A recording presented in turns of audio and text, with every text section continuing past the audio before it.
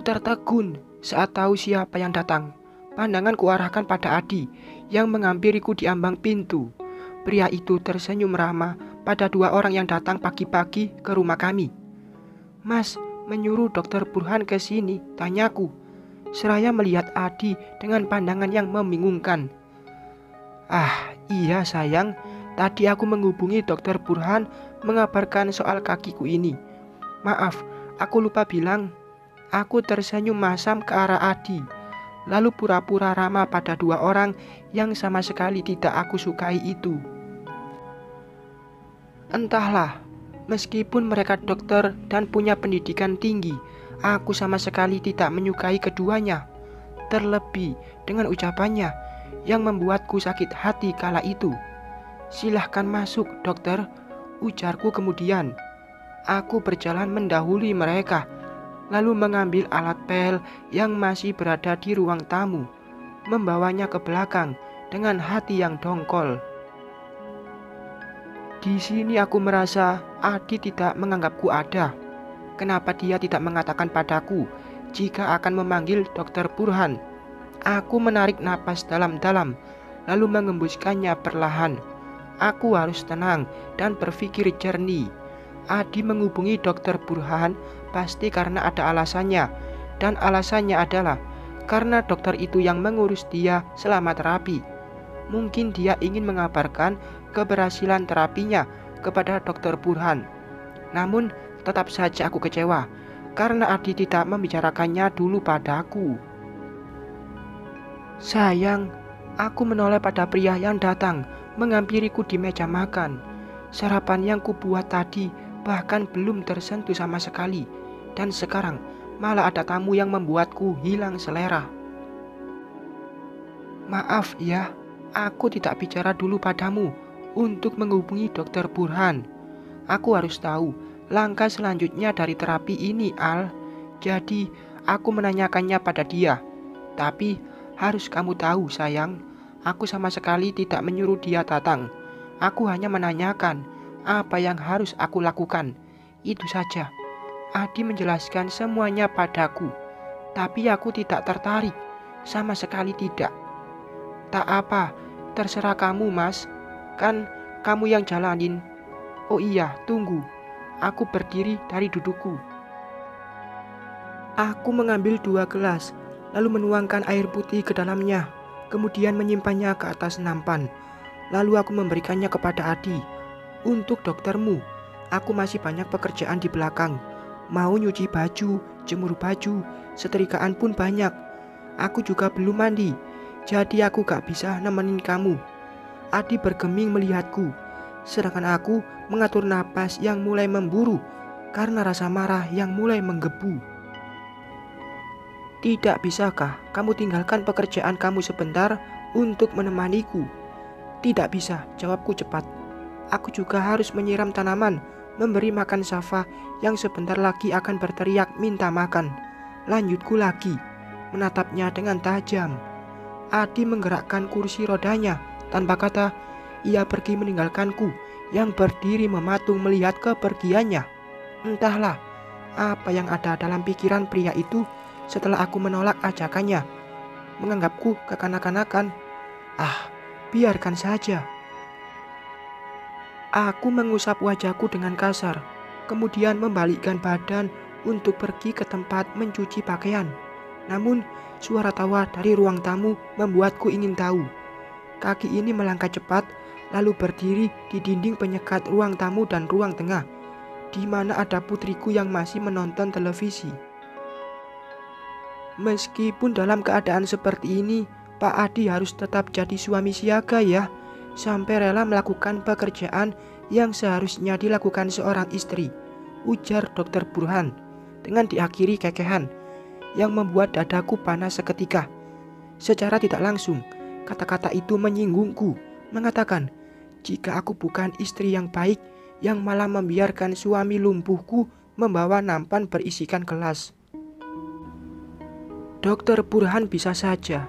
Saya bukan suami siaga, tapi suami durhaka yang merepotkan istri setiap harinya, tutur Adi yang semakin membuat tawa mereka terdengar menyenangkan. Rasanya aku tidak ridho melihat suamiku tertawa bersama mereka. Apalagi jika diperhatikan dari sini, mata dokter Kamila terus saja menyoroti suamiku. Kata-kata yang tadi aku ucapkan pada Adi, aku ingkari. Cucian yang menjadi alasan aku enggan menemani dia bertemu dokternya, tidak aku lakukan. Aku memilih masuk ke dalam kamar, membersihkan diri, kemudian berhias. Hari ini aku harus cantik, tidak boleh kalah sama dokter yang selalu mencari perhatian suamiku. Aku di sini ratunya, aku pemilik istana ini. Tidak boleh ada kata minder atau tidak percaya diri. Aku berhak melakukan apa saja di rumah ini, termasuk mengusir mereka. Kutanamkan dalam hati rasa itu, agar aku berani membuang rasa tak enak hati yang muncul dalam diri ini.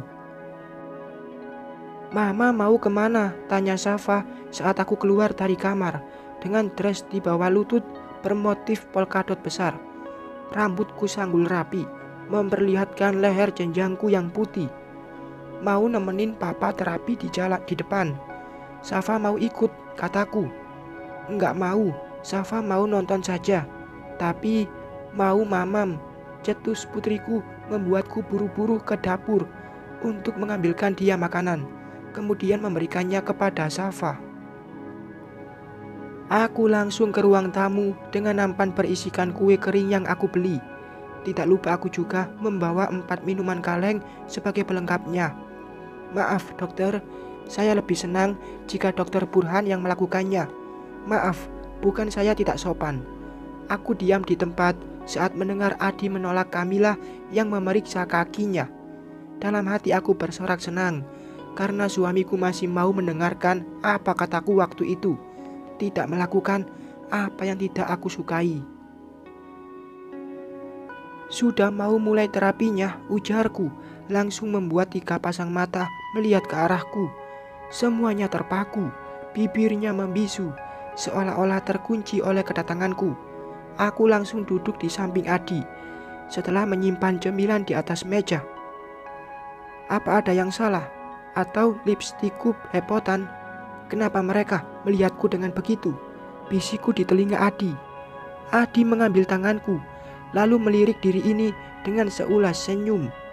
"Karena kamu cantik, istriku, aku jatuh cinta berkali lipat padamu." Ah, indah sekali kata-kata itu. Apalagi pemandangan di sana membuatku semakin memanjakan mata. "Kamila," wanita itu menundukkan kepala dengan wajah yang ditekuk. "Dokter Kamila sakit. Saya lihat Anda kurang bersemangat pagi ini," ucapku, sedikit mengangkat dagu seraya menjilangkan kaki. Wanita yang kutanya itu hanya menggeleng dengan memberikan seulas senyum tipis. Senyum terpaksa lebih tepatnya. Dokter Burhan memulai terapinya setelah Adi tadi menolak dokter Kamila yang melakukannya. Aku hanya memperhatikan dengan sesekali mencuri pandang pada wanita yang juga sering mencuri pandang suamiku. Oh Tuhan, rasanya aku ingin menyiram wajah itu dengan air. Tapi tidak mungkin. Kedudukan sebagai ratu akan sangat hancur jika aku melakukannya. "Bu Alina, saya ingin sekali ngobrol berdua dengan ibu. Ingin belajar banyak hal dari ibu tentang kehidupan. Yang saya tahu ternyata tidak mudah. Saya tahu itu dari Pak Gunawan. Dia pernah menceritakan tentang Anda waktu kami berkunjung ke rumahnya." "Oh ya, apa yang dibahas mertua saya?" ujarku mencoba tenang, meskipun ada rasa kaget karena ternyata mereka dekat dengan Papa Gun.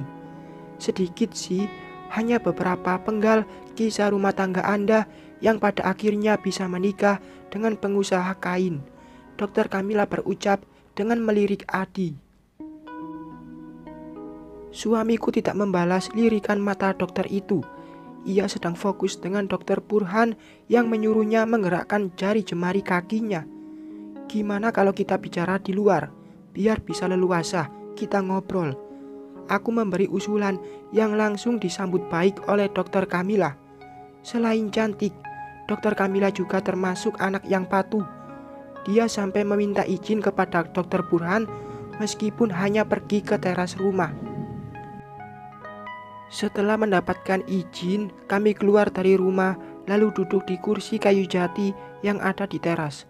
Tidak lupa, aku juga membawa 2 minuman kaleng serta 2 makanan ringan untuk dinikmati.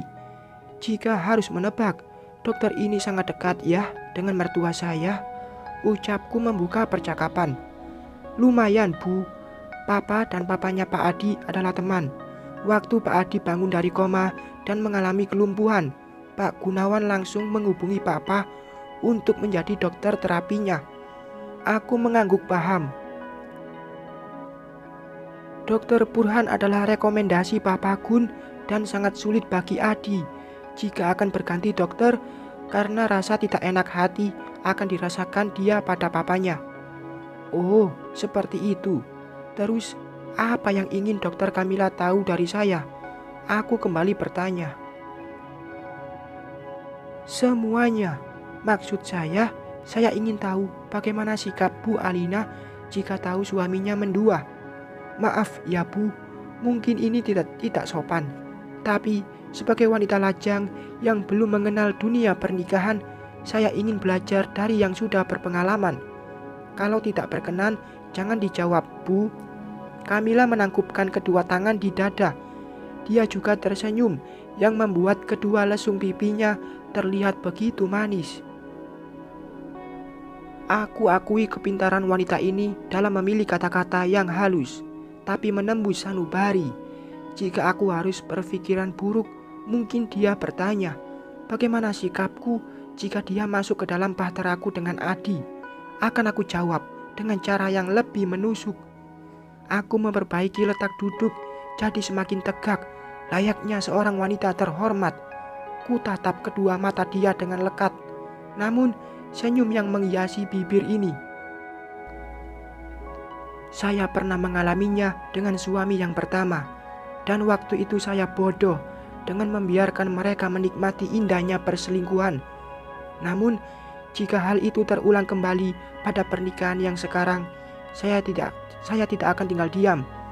Apa yang akan Ibu lakukan pada suami dan wanita keduanya? Tanya dokter Kamila cepat. Apapun akan saya lakukan untuk membalas sakit hati. Zaman sudah modern, kita bisa bermain dengan sosial media yang memiliki banyak pengguna. Menjatuhkan nama baik seseorang di zaman sekarang itu sangat mudah, dokter. Apalagi orang yang punya gelar seperti Anda. Hujatan masyarakat akan sangat membantu dalam melumpuhkan mental seorang pelakor. Apalagi hukum pun mendukung tim istri sah yang selalu menjadi korban keegoisan dua insan yang dihasut setan. Jika tidak ada hukum, mungkin.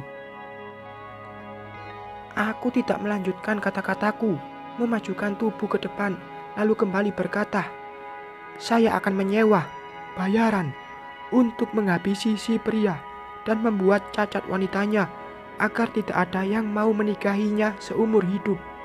Seorang wanita bisa nekat jika sudah berurusan dengan hati, apalagi saya yang pernah sakit hati, ujarku menyeringai. Aku menarik tubuhku kembali, mengambil minuman kaleng, lalu menegaknya seraya memandangi wajah itu yang sedikit pucat dengan pandangan ke lain arah. Takutkah dia dengan kata-kataku? Atau dia sedang menyusun rencana untuk bisa masuk ke dalam bahteraku? Akan aku tunggu jika dia berani menghadapiku. Bersambung.